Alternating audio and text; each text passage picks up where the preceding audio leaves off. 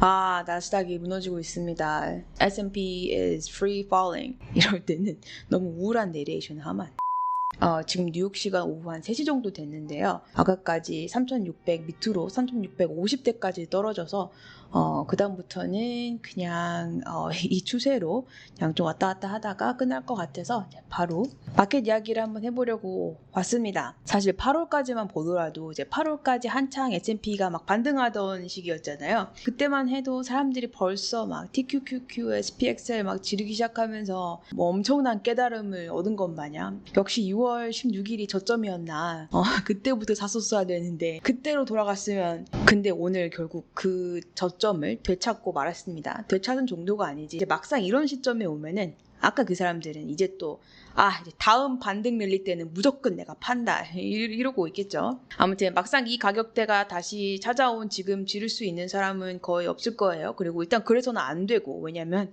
왜 다시 이 지경이 됐는지 알아야겠죠. 벌써 9월 말인데 9월 30일이면 3분기 마감이기 때문에 지금이 큰 변곡점이라고 봅니다. 이틀 전에 있었던 9월 FOMC 금리 인상 직후에 카메라를 켜지 않았던 이유는 당일 발표한 내용하고 이제 당일 움직임만으로는 이제 피상적인 얘기밖에 할 수가 없거든요. 며칠 지나고 나서야 좀 명확한 해설이 가능한데요. 불과 이틀 사이에 마켓은 벌써 방향을 확실하게 제시를 하고 있고 이제 글로벌 시장에서도 벌써 많은 일들이 있었죠. FOMC 결과 자체만 보더라도 어쨌든 뭐 75bps 올렸다 이런 거 자체로는 아무 의미가 없어요. 뭐 연준의 점도표? 그거 뭐 월가 컨센서스보다 한 10bps 0.1% 평균 구간 그것도 더 올라갔고 그것도 액면가 그대로 봐서는 뭐 딱히 의미가 없는데 말 나온 김에 보자면 이게 지금 9월 기준으로 그 타깃 금리에 대한 점도표고 내년 같은 경우는 기준금리 4.6% 그리고 비교를 해보자면 불과 3개월 전에 6월까지만 해도 이들의 내년 금리 타깃 평균 값이 3.8이었어요. 어쨌든 내년 금리가 4.5에서 5% 간다는 건데 이제 정책 금리 같은 연준의 주요 발표나 이제 미국 증시를 좀 움직일 만한 주요 경기 지표 발표를 앞두고 항상 이제 커뮤니티에 설문을 하는데요. 이번 FOMC 회의를 앞두고 3일 전부터 설문을 받았었는데 한 13,000명 정도가 참여를 해주셨네요. 감사합니다. 근데 5% 참여율이네요. 5%라니요. 뭐 투표율도 아니고 나머지 95% 어디서 뭐 하십니까? 여기서도 말했지만 이거를 맞추는 거는 하나도 중요하지 않고요. 이게 75로 올렸던 100으로 올렸던 이 금리에 대한 이 결과를 미리 알고 있어도 단기적인 증시 방향성을 맞추는 거는 불가능하다는 메시지를 던지고 싶었고요. 저번 CPI 발표랑 증시 맞추기에는 단 한 명도 정답자가 없었는데 이번엔 꽤 있었어요. 물론 대부분의 사람들이 예측은 틀렸습니다. 애초에 선택지로 주지도 않은 게 있어요. 횡보 이런 거. 큰 매크로 이벤트가 던져졌을 때 절대 이거에 플랫 마감할 장이 아니야. 이게 무조건 이게 상승이든 하락이든 이제 큰 폭으로 움직일 것 같아서 초이스들이 이랬고 기억에 남는 댓글 하나가 일단 내 생각대로 설문 선택지를 찍고 실제 트레이드는 내가 생각했던 거랑 반대로 하면 무조건 수익이 난다. 그래요. 항상 다수의 예측대로 움직이지 않죠. 마켓이라는 게. 마켓을 예측한다 뭐 이런 것보다도 이제 이렇게 큰 매크로 이벤트가 있을 때 좀 장기적인 관점에서 이게 변곡점이 될 수도 있겠는데 내 포트폴리오를 한번 다시 봐야 될 수도 있겠는데 뭐 이런 관점에서 그럴 때는 어떻게 하는 게 맞는 걸까 그리고 이게 앞으로 6개월 이제 1년 증시에서 의미하는 거는 뭘까 이런 거를 같이 생각해 보자는 의미에서 한 거고요. 꽤나 정확히 맞추신 분도 있으세요. 그래서 이제 이번 주말 내로 지난번 설문 정답자들 포함해서 이번 주말 내로 커피 쿠폰 쏘겠습니다. 마켓이 폭락을 했는데 금리는 더 빠르고 가파르게 오를 것이란 거에 대해서 마켓이 자신이 없어요. 물가는 안 잡힐 것 같고 이제는 실업률도 오를 거고 리세션이 와도 어쩔 수 없다라는 연준의 말이 있었고 인플레이션 잡는 게 최우선 과제이고 금리는 이걸 해소하는 방향으로 그냥 팍팍 움직일 것이다. 그래서 이번 키워드가 리세션이었는데 저는 이미 리세션이 왔다고 생각하고 있어요. 그래서 사실 오늘 같은 폭락 같은 경우도 그동안은 이제 이 리세션이 충분히 반영되지 않았다라는 의견이 있었는데 오늘 같은 움직임 보면 이제 거의 그냥 풀 반영된 거라고 보면 될 것 같아요. 이런 막 테크니컬한 의미에서의 리세션을 떠나서 경기 침체라고 생각을 해요. 지금 벌써. 왜냐면 사람들이 먹고 살아야 되잖아요. 요즘 미국 보면은 이게 먹는 것도 힘들고 사는 것도 힘들어요. 물가가 너무 올라서 이제 말 그대로 정말 소비자 장바구니 물가부터가 막 20-30%씩 오른 것 같고 체감 물가가 그리고 사는 게 힘들어진 이유는 모기지율이 너무 올라서 지금 벌써 6.5% 다 가고 있거든요. 집을 살 수가 없어요. 요즘 보면은 막 하우징 마켓이 좀 이제 위태롭다. 매매량이 줄고 있고 집값이 떨어지려고 한다라고 하는데 떨어지면 뭐해? 지금 모기지가 미쳐서 돈을 빌려서 살 수도 없는데 그 떨어진 값에조차도. 그리고 중요한 거는 금리가 올라가면은 월세도 오르죠. 렌트비가 너무 비싸니까 살 수가 없고. 그리고 기업들은 자금 조달 못해서 힘들고 요즘 기업들이 돈이 없거든요. 그래서 hiring freeze, 뭐 구조조정 이런 소식이 많이 들리고 뱅크들도 지금 IB들도 they're firing everybody. 그래서 이제 기업들도 전부 긴축 모드에 들어갔는데 이게 리세션이 아니면 뭐야? 가장 중요한 거는 우리들의 계좌가 이미 리세션. 근데 경기 침체가 오는데 왜 금리가 상승할까? 이제 안전자산 선호하는 거 아니어서 장기 국채 선호해야 되는 거 아니야? 라고 하실 텐데 이걸 좀 이제 전체적인 그림에서 설명을 좀 드리자면 국채 금리를 보면 지금 2년물이랑 10년물 역전을 한 다음에 격차가 역전 폭이 더 벌어졌죠. 지금 역전 한 개 문제가 아니라 전반적으로 금리가 오르는데 단기 금리 같은 경우는 여기서 나온 차트에서 보이는 2-year treasury yield 이거를 이제 policy driven rate라고도 해요. 정책 금리의 예견된 상승에 당연히 더 오르고 가장 그대로 그리고 빠르게 반영하는 2-year treasury yield. 장기 금리 같은 경우는 경기 침체 우려 때문에 상대적으로 덜 올라서 이렇게 된 거라고 볼 수가 있는 건데요. 지금 2년이랑 10년 만기 채권 간 금리 격차가 한 50에서 60 bps까지 벌어지면서 역전 현상이 굉장히 심해졌습니다. 그냥 역전도 아니고 이 역전의 폭이 너무 커서 경기 침체가 세게 그리고 빨리 이제 4%는 4분이 넘고 4.1%도 넘었어요. 지금 올해만 보면 국채 수익률이 yield가 지금 320 bps, 30 bps 엄청 상승을 했고 이게 지금 94년 이래 18년 만에 가장 큰 점프라고 합니다. 그리고 10-year treasury is at 3.7 이것도 거의 10년 만에 지금 최고치 찍었고요. 지금 국채 금리들이. 그러면은 이런 생각이 들죠. 아니 금리가 이렇게 오르는데 뭐 채권 투자는 갖다 벌어야 하나요? yield가 있으니까 그래도 좀 들고 있는 게 더 낫나요? 이들이 답은 아니지만 기관들의 fund flows를 좀 보자면 미국 연기금들의 채권 투자 금액을 보면은 포트폴리오에서의 비중이 약 1년 전 같은 경우는 19%였거든요. 17%까지 좀 줄었어요. 뭐 크진 않지만 어쨌든 비중이 좀 낮아진 건데 이게 2분기 기준 윌셔라는 리포트에서 근데 연준이 올해 3월부터 지금 75 bp씩 세 차례 금리 인상을 했는데 그럼 뭐야 그렇게 하면서 채권 비중을 낮춘 건가?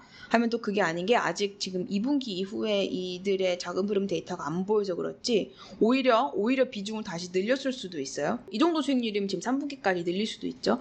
그리고 지금 채권 시장으로의 자금 이동이 더 많아진다면 증시에 또 하나의 네거티브가 생기겠죠.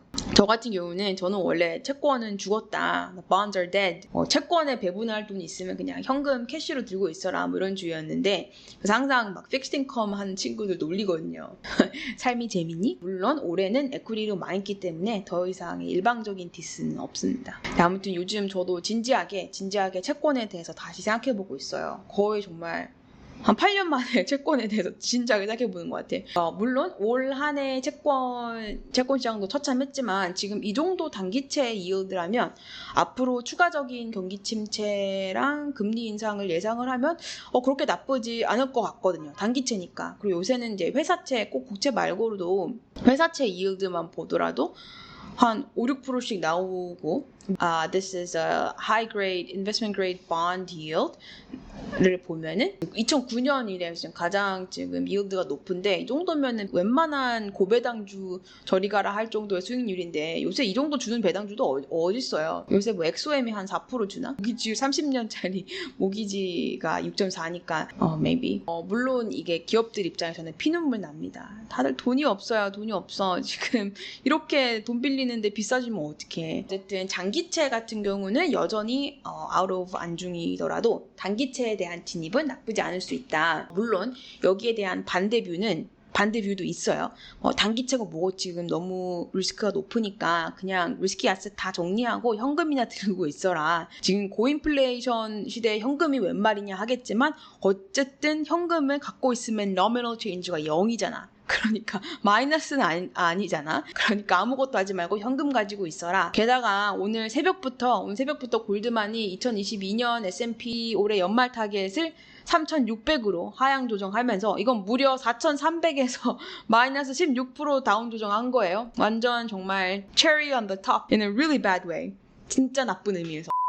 그러면 어쨌든 미국 증시 어떻게 되나, 언제 뭐 반등을 하긴 하는 건가? 사실 보면은 지금 추세를 꺾을 수 있는 건 딱 한 가지 있는 것 같아요. 인플레이션이 유의미하게 잡히는 모양새를 볼 때, 지금 실업률을 보면은 미국 실업률 최저치가 한 3.56%니까 내년에 좀 올라도 뭐 충분하다 뭐 이런 식이었거든요. 그 연준의 발언을 보면은 아예 그냥 대놓고 내년 실업률을 4.4%로 제시를 하면서 사실상 뭐 경기 침체 뭐 올 거고 뭐 어쩔 수 없다 이렇게 대놓고 말한 건데, 연준이 이렇게 급격하게 실업률 전망치를 올리는 전례가 없었다고 굉장히 비관적인 애널리스트들이 많았어요. 어차피 그게 상관이 없는 게, 지금 어차피 실업률을 지금보다 더 확 높이지 않고는 인플레이션을 잡을 수 있는 길이 없어요. 제 생각에 한 5, 6%까지도 실업률 나와도 괜찮다고 봐요. 한 6%까지 실업률이 나와야 지금보다 한 2배 가까이 오르면은 지금의 8%대 인플레이션이 좀 그나마 좀 유의미한 매그니튜드로 떨어지지 않을까. 아무튼 그래서 킹달러가 킹달러가 됐어요. 오늘 증시가 또 무너지면서 1,420원까지 찍었던 것 같아. 오늘 지금 이제 1,400을 이제 아주 세이프하게 넘었습니다. 이러다가 진짜 1,500 가는 거 아니냐, 이런 말도 나오고 있는데, 이거 환율 얘기 따로 해야겠어. 뭐 당연히 아시겠지만 원리는 미국 국채금리가 상승하면 달러 채권에 대한 유인이 높아지기 때문에 달러가 상승합니다. 미국도 지금 수준의 달러가 굉장히 부담스러워요. 이렇게 비싸면 안 되거든요. 그래서 아마 연준이 현실적으로 이제 금리도 한 진짜 100bps 이상 올랐으면은 달러가 더 미쳐 날뛰었을까봐 못했겠죠. 이제 걷잡을 수가 없어지니까. 저는 뭐 개인적으로 그럼에도 불구하고 그냥 100bps 올렸었어야 한다고 생각은 하지만, 아무튼 그동안 달러화 가치 상승 때문에 금 가격이 맥을 못 주고 있었는데 지금 금도 문제야. 그리고 다른 이제 기관들, 헤지 펀드, 다른 머니 매니저 포지션들을 보면은 they are all net bearish on gold. 지금 골드나 이런 금은 이런 거에 net 롱을 가져가는 데는 거의 없는 것 같아요. 아무래도 연준이 인플레이션을 확실히 잡기 전까지는 이 금에 대해서는 bearish 포지션이 훨씬 더 많은 것 같아요. 달러가 너무 강세라서.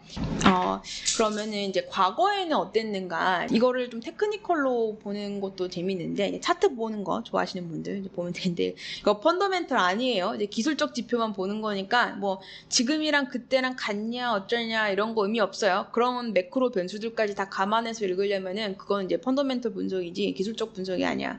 여기를 보면은 이 200일 이동평균선이 깨지는 연속된 일자들을 나타내는 차트입니다. 예를 들어서 여기 2000년도 2002년까지 해서는 S&P 500에서 대표되는 미국 증시가 200일 이동평균선 아래로 떨어졌던 적이 한 300일 연속 있었고, 닷컴 버블 터졌을 때죠. 그리고 그 이후로 이제 200일 연속 있었고, 참고로 그때는 S&P 기준 인덱스가 고점 대비 마이너스 50% 이상 빠졌던 시기이고요. 그리고 그 다음이 2008년, 9년 이제 금융위기 때는 360일 이상 200일 이동평균선 아래로 S&P가 트레이딩 됐던 그 슬펐던 기간이고, 그때는 S&P가 고점 대비 마이너스 40%까지 빠졌던 기간인데, 지금 25% 정도 빠졌으니까 이제 좀 약간 비관적으로 보는 사람들이 앞으로 지금 한 10%, 15% 이상 더 빠질 거다라고 하는 게 말이 안 되지는 않아요. 지금 벌써 100 거래일 이상 이 지지선이 깨졌거든요. S&P는 지금을 보면은. 그리고 또 한 가지 뭐 기술적 지표라기보다 그냥 차트 읽기를 좀 해보자면, 지금 그동안 지난 한 10번의 FOMC 미팅 이후 이제 금리 인상이나 경기에 대한 코멘트들이 다 한 번씩 했었고, 그동안 10번 중에서 8번은 바로 이제 직후에 반등 랠리나 상승장이 이어졌었는데, 당일하고 다음날 이틀 연속, 그리고 그 주까지 계속 하락세였거든요. 이번 역시 하락이고, 하락을 넘어서 아예 그냥 지난 6월 저점을 돌파하고 이제 시즌 저점 달성했는데, 제가 보기에는 적어도 한 10월 중순까지는 미국 주식이 이 수준에서 횡보하면서 6월 저점이라는 지지선을 디지션에서 약간 make it or break it 할 것 같은데 지금 10월 중순을 좀 중요하게 보는 이유는 그때 가면 이제 3분기 실적이 나오기 시작할 테고 지금 4분기 기업 현황에 대해서 조금 더 가시적인 지표들이 나오기 시작하는 시점이 될 거거든요. 그리고 11월 FOMC도 이제 정해준 수순으로 갈 것 같고 연말까지 뭐 125bps까지 올린다고 하니까 아무래도 우리에게 남은 건 10월 중순에 이제 기업들의 실적이랑 그 다음 이제 가이던스를 좀 보고 물론 언제가 최저점인지는 아무도 모릅니다. 오늘 6월 저점에 깨질지 누가 알았겠어. 기억나시나요? 이 슬픈 차트가 기억나시는지 모르겠는데 지난 영상에도 말했지만 올해 증시는 이 멀티플 리비전을 찾아가기에는 좀 힘들 것 같아요. 당분간 이 16, 17 수준에서 이거는 forward EPS 수준으로 이제 선행 S&P EPS를 기준으로 그래서 어쨌든 어닝스가 지금 벌써 오늘 같은 경우는 이 멀티플이 16 선에서 이제 깨져서 무너진 건데 여기서 회복을 하려면은 어닝스가 이제 EPS가 좀 괜찮게 나와야지 멀티플이 좀 다시 상향 조정될 기미라도 보일 텐데 지금 개별 기업들 상황들을 보면은 대부분 안 좋은 시그널이 매일매일 나오고 있죠. 오늘 약간 무더기로 IB에서 새로운 전망치들이 나왔는데 대부분의 약간 기조가 지금 같은 환경에서는 이 directional positioning on index, 인덱스에 막 레버리지 몰빵하는 걸 자제하자 뭐 이런 말이 많고 그렇다고 지금 엑시트하라는 게 아니라 왜냐면 지금 엑시트하기에는 캐시 드라그가 너무 크고 아직 사이사이에 있을 수 있는 반짝 리바운드조차도 놓치면은 이제 망하는 거니까 그래서 저는 이런 전망을 보면 차라리 해석을 인덱스를 단기 트레이딩 하지 말고 어차피 너가 파는 순간 반등할 거니까 income, value 그리고 좀 diversified non-leverage asset mix로 좀 투자를 하고 이제 포트폴리오 관점에서 좀 비중 유지해라 이 정도로 해석할 수 있을 것 같고요. 그리고 제프리 건들라기 아저씨 한국에서 신채권왕 이런 걸 유명한 것 같은데 아무튼 이 아저씨도 지금 S&P가 3,400으로 움직일 수도 있고 상황이 더 나빠지면 3,000대로 떨어진다 이렇게 비관적으로 보고 있고 지금 비관론자들만 지금 보고 있어요. 루비니 이 지구 종말론자 클럽 중에 하나인데 이 사람도 내년 2023년은 그냥 1년 내내 리세션에서 헤어나올 수가 없을 거다. S&P는 여기서 40% 폭락할 거다. 뭐야 여기서 추가 폭락하면 2,000대까지 간다는 건지 뭔지 모르겠는데 세상에는 지금 너무 좀비 기업들이 많다. 얘네들 다 빨리 죽어 없어져야 된다. 좀비 기업들뿐만 아니라 좀비 household, 좀비 banks, 좀비 shadow banks, 좀비 countries 이렇게 이런 애들 다 좀 교통정리가 돼서 다 없어져야 된다. 그래서 증시가 무너질 거다라고 하고 그리고 오늘 골드만 같은 경우는 아예 S&P에 대해서 다시 되게 비관적인 전망을 내놨는데 어쨌든 좀 종합을 해보자면 저는 인플레이션이 개선되는 아주 작은 조짐이라도 보이는 이런 선행 지표들이 나오기만 하면 아까 나온 실업률이라든지 CPI 완화되는 폭이라든지 앞으로 이제 나올 기업 3분기 실적이랑 가이던스에서 조금이라도 보이는 신락 같은 그런 한 줄기 희망이라든지 그런 것들이 있어야지 이제 반등 랠리가 가능할 것 같은데 일단 연준의 금리 인상을 통해서만으로도 이제 물가를 통제하는 게 충분하다라는 여론이 형성되어야 이게 반등이 유의미하게 될 것 같고